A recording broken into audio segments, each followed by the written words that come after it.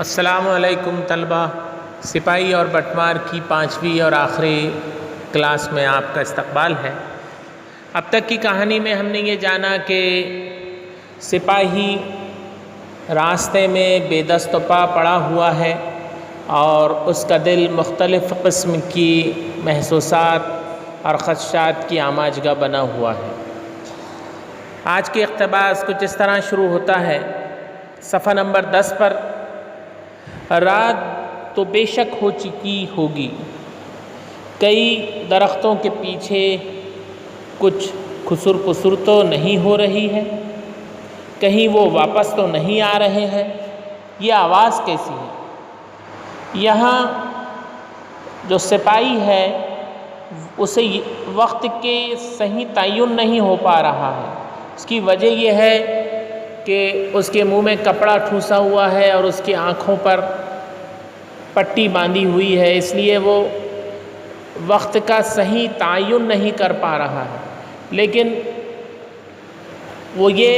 اسے یہ یقین ہے کہ رات تو بے شک ہو چکی ہوگی۔ بے شک یعنی اس میں کوئی شک نہیں ہے۔ اس کے لیے عربی میں لا ریب کا لفظ استعمال ہوتا ہے۔ ہم جب الف لام میم ذالک الکتاب لا ریب فیہ، لا ریب یعنی بے شک، خسر پسر یعنی ایسی آواز میں بات کرنا کہ دوسرے لوگ نہ سن سکے، جس کے لیے ایک اور لفظ ہمارے یہاں سرگوشی استعمال ہوتا ہے، اور ایک اور لفظ ہمارے یہاں کانا پھوسی بھی استعمال ہوتا ہے۔ تو اس کے دل میں یہ ابھی بھی خدشہ ہے کہ کہیں درختوں کے پیچھے کوئی چھپا ہوا تو نہیں ہے، کوئی خسر پسر تو نہیں کر رہا ہے، لیکن اسے ایک آواز آتی ہے، لیکن وہ سوچتا ہے کہ یہ آواز کیسی ہے۔ سارے سوالیہ انداز میں اس کے خدشات ہیں۔ میں نے بہت غور سے سننا چاہا، لیکن کانوں میں سائیں سائیں اب بھی ہو رہی تھی۔ ہاں، یہ کچھ نئی سی آواز تھی، ٹھہر ٹھہر کر آ رہی تھی۔ کہیں کسی مندر میں گھنٹ ناقوس تو نہیں بج رہا؟ نہیں، یہ تو گہری اور دور تک پھیلنے والی آواز تھی۔ ٹن ٹن ٹن، ذرا رک کر کوئی فیل نشین ادھر آ رہا تھا۔ انہوں نے ابھی اندازہ لگایا، چونکہ یہ سپاہی تھے اور مختلف قسم کی آوازوں کو سننے کا انہیں اتفاق ہوا تھا، تو یہاں اس جو ٹن ٹن کی جو آواز آ رہی تھی، اس سے انہوں نے اندازہ لگا لیا کہ کوئی ہاتھی آ رہا ہے۔ فیل نشین، فیل عربی میں ہاتھی کو کہتے ہیں۔ سورہ فیل جو ہم پڑھتے ہیں، الم تری کیف فعل ربک باصحاب الفیل، تو فیل یعنی ہاتھی، فیل نشین یعنی ہاتھی پر بیٹھنے والا، نشین یعنی بیٹھنے والا۔ اس سے مختلف مرکبات ہمارے یہاں بنتے ہیں: پردہ نشین، گوشہ نشین، گدی نشین، سجادہ نشین، تو یہاں ہے یہ فیل نشین۔ تو انہیں ایسا لگا کہ کوئی فیل نشین آ رہا ہے، کوئی ہاتھی سوار آ رہا ہے، کوئی ہاتھی پر سوار ہو کر آ رہا ہے۔ میرا دل بلیوں اچھلنے لگا، بلیوں اچھلنے لگا، یعنی میرا دل بہت بےتاب ہو گیا، شاید میری جان بچ ہی جائیں گی۔ ہاتھی کی گھنٹیوں کی آواز نزدیک آئی، آہستہ ہوئی، ٹھہر گئی۔ معتبر سنگھ، ذرا دیکھنا یہ راہ میں کیا پڑا ہوا ہے۔ مضبوط ٹھہری ہوئی آواز، لیکن کسی فوجی عہدیدار یا شاہی اہلکار کی نہیں، بلکہ کسی ایسے شخص کی تھی جو عیش و عشرت میں پلا بڑا رئیس زادہ ہو۔ نہیں، ابھی اترو نہیں، پاس سے دیکھو۔ معتبر سنگھ، یہاں ایک نیا کردار آیا ہے جو فیل بان ہے، اس سے جو فیل نشین ہے وہ مضبوط اور ٹھہری ہوئی آواز میں کہتا ہے کہ ذرا دیکھو کہ یہ کون شخص پڑا ہوا ہے راہ میں۔ یہاں شاہی اہلکار سے مراد سرکاری ملازم ہیں، سرکاری کارندے ہیں۔ اس کی جو آواز تھی وہ سرکاری کارندے یا فوجی عہدیدار کی نہیں تھی، یہ سپاہی سمجھ گیا۔ ابھی سپاہی کی آنکھوں پر پٹی بنی ہوئی ہے اور وہ سن کر ہی سارے اندازے لگا رہا ہے کہ کون شخص ہے، کیسا ہے، عیش و عشرت میں پلا بڑا، عیش و عشرت یعنی زندگی کے مزے اور لطف اس کو میسر ہے، اس کی زبان سے اس نے یہ سب کچھ پہچانا۔ پلا بڑا یعنی پرورش یافتہ ہے اور رئیس زادہ ہے، امیر زادہ ہے۔ نہیں ابھی اترو نہیں پاس سے دیکھو، میں نے ہاتھ پاؤں ہلانے کی سعی اور تیز کر دی کہ مہاوت سمجھ لے کہ میں زندہ ہوں۔ ان کی کوشش، ان کی سعی اور تیز ہو گئی، ان کے ہاتھ پاؤں بنے ہوئے ہیں۔ اس کی وجہ یہ ہے کہ کہیں یہ مجھے مردہ سمجھ کر آگے نہ بڑھ جائے، اس لیے انہوں نے خود کو زندہ بتانے کی سعی میں اپنی کوشش کو اور تیز کیا، تاکہ مہاوت یعنی فیلبان، یہ مہاوت جو ہے یہ سنسکرت زبان کا لفظ ہے، اس کے لیے فیلبان استعمال ہوتا ہے ہمارے ہاں لفظ۔ فیل جو ہے یہ عربی کا لفظ ہے، تو فیلبان یہ ایک ترکیب ہے جو عربی فارسی سے بنی ہوئی ہے۔ جب ہم لفظ سازی کے ذیل میں دیکھتے ہیں تو ہماری چونکہ زبان اردو، عربی، فارسی، ترکی، انگریزی اور مختلف ہندی الاصل بولیوں کا مجموعہ ہے، اس میں مختلف زبانوں کے الفاظ ہیں۔ چونکہ اردو ایک زندہ زبان ہے، اس لیے اس میں الفاظ لفظ سازی ابھی جاری ہے، نئے نئے الفاظ بن رہے ہیں۔ تو یہاں ایک جو لفظ آیا ہے فیلبان، ایک ترکیب ہو گئی، تو اس نے صحیح کی کوشش کی۔ عالی جاہ، لگتا ہے ڈاکوؤں نے کسی شخص کو گھائل کر کے ڈال دیا ہے۔ نہایت مؤدب آواز آئی، چونکہ وہ رئیس زادہ ہے اور یہ اس کا مہاوت ہے، اس کا جو ہاتھی ہے اس کو ہانکنے والا ہے، اس لیے اس نے بڑے مؤدب ادب کے ساتھ، ادب کی آواز میں کہا کہ یہ کوئی گھائل شخص ہے، کوئی زخمی ہے جس کو ڈال دیا گیا ہے ڈاکوؤں نے لوٹ کر۔ نیچے اترو، اس غریب کی کیفیت دریافت کرو۔ یہ جو رئیس زادہ بیٹھا ہے فیل نشین، اس اقتباس میں جو واقعہ پیش آیا اس سے ہم یہ اندازہ لگا سکتے ہیں کہ یہ شخص بڑا ہی لوگوں کا ہمدرد ہے اور مصیبت زدہ لوگوں کی مدد کرنے والا ہے۔ یہاں وہ اس کا کوئی جانا پہچانا یا شناسہ نہیں ہے، کوئی رشتہ دار نہیں ہے، لیکن راستے میں پڑے ہوئے آدمی کی یہ مدد کرتا ہے۔ ہاتھی کو ذرا اور آگے لے جا کر کہو کہ سونڈ سے اس آدمی کو اٹھا کر اوپر میرے پاس لے آؤ، چلو شاباش۔ معتبر سنگھ نے ہاتھی کو کچھ آگے بڑھایا، لیکن کتنا اس کا مجھے اندازہ نہ ہو سکا۔ معتبر سنگھ نے سرگوشی میں ہاتھی سے کچھ کہا اور کئی بار کہا، پھر مجھے لگا کہ کوئی بہت ہی طاقتور اور کئی گز لمبا موٹا اجگر مجھے باہ میں لپیٹ کر بلوں میں اپنے اٹھائے لیے جا رہا ہے۔ سرگوشی پھر یہاں لفظ ہے، سرگوشی یعنی اس ایسی انداز میں اس نے کان کے پاس اس کے کچھ کہا، چونکہ جو ہاتھی بان ہے، جو مہاوت ہے، فیل بان ہے، وہ ہاتھیوں کو ہانکنے میں اور ان کو اپنے حکم پر بیٹھنے چلانے میں بڑے ماہر ہوتے ہیں۔ تو ہاتھی سے سرگوشی کی، فیل بان نے اسے کچھ کہا، پھر ہاتھی آگے بڑھا اور اس نے اپنی لمبی اور طاقتور سونڈ، اس کے لیے یہاں ایک لفظ استعمال ہوا ہے اجگر۔ اجگر کہتے ہیں اژدہا کو، سنسکرت زبان میں اج کہتے ہیں بکرے کو اور گر کہتے ہیں نگلنے والا۔ تو یہ اجگر ایک لفظ اس سے یہاں سنسکرت سے اردو میں آیا ہے، فارسی میں اس کو اژدہا کہا جاتا ہے۔ تو یہ اجگر کے جیسا وہ اس کی سونڈ لگی، اس نے ان کو اپنے باہ میں لپیٹ کر اور بلوں میں اوپر اٹھایا۔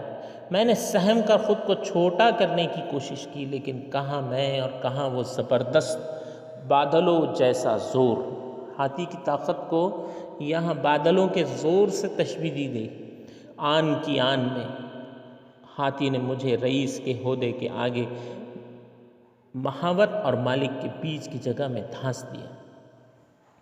لمحہ بھر میں، آن کے آن میں تھوڑی دیر میں، کچھ سیکنڈ لگے ہوں گے، کچھ لمحے لگے، ہاتھی نے ہاتھی چونکہ ہوتا ہی ہے بڑا طاقتور جانور، اس نے رئیس کے ہودے کے آگے، ہودا کہتے ہیں جو ہاتھی پر یا اونٹ پر بیٹھنے کے لیے جو ایک قسم کا کجاوا بنایا جاتا ہے، اس کو کجاوا بھی کہا جاتا ہے، ہودا، کجاوا، ہوج، حوضہ بھی اس کو کہتے ہیں، چونکہ یہ حوض کی شکل کا ہوتا ہے اس لیے فارسی میں ایرانی لوگ اس کے لیے حوضہ کا بھی لفظ استعمال کرتے ہیں۔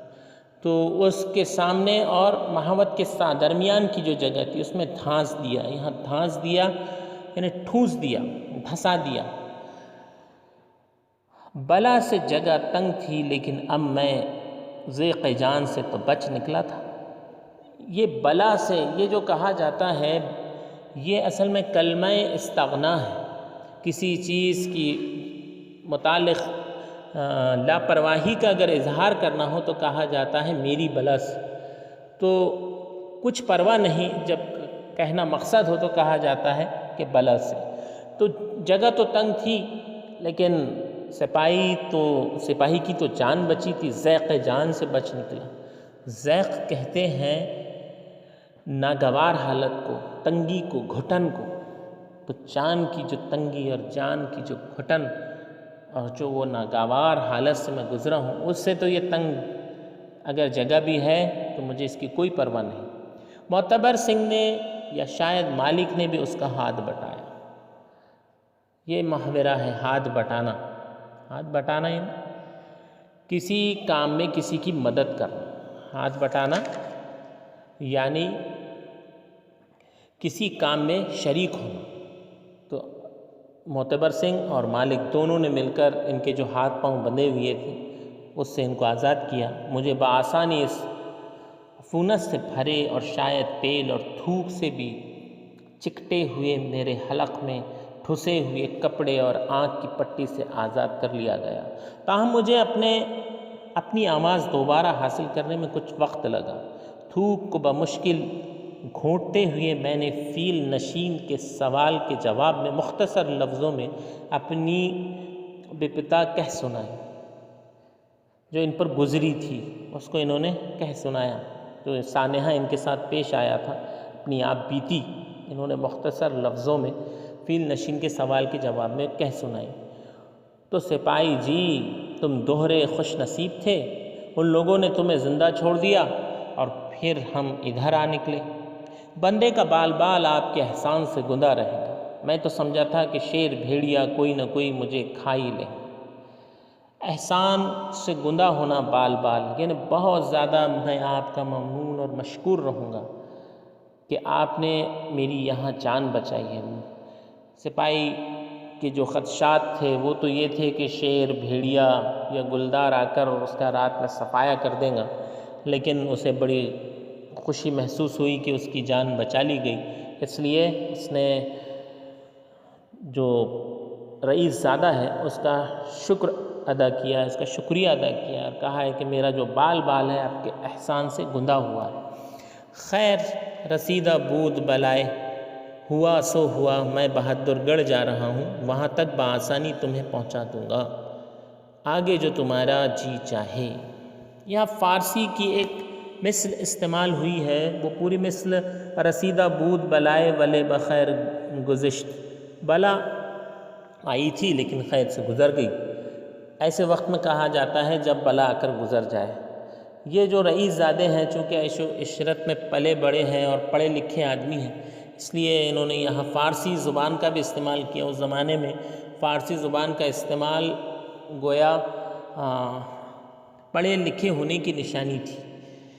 میں بہادر گڑھ جا رہا ہوں، مطلب کہ فیل نشین کی رئیس زادے کی جو منزل ہے وہ بہادر گڑھ ہے، وہاں تک ان کو انہوں نے بآسانی پہنچانے کا وعدہ کیا، آگے جو تمہارا جی چاہے، آگے جو آپ کا دل چاہے۔ یہاں چونکہ یہ ناول سے اقتباس ہے اس لیے یہ مکمل کہانی نہیں ہے، بلکہ یہ چند اقتباسات تھے جو کہ قبض زماں اس ناول سے لیے گئے تھے۔ یہاں یہ سبق ختم ہوتا ہے، اب ہم اس کی مشقی سرگرمیوں کے جانب آتے ہیں۔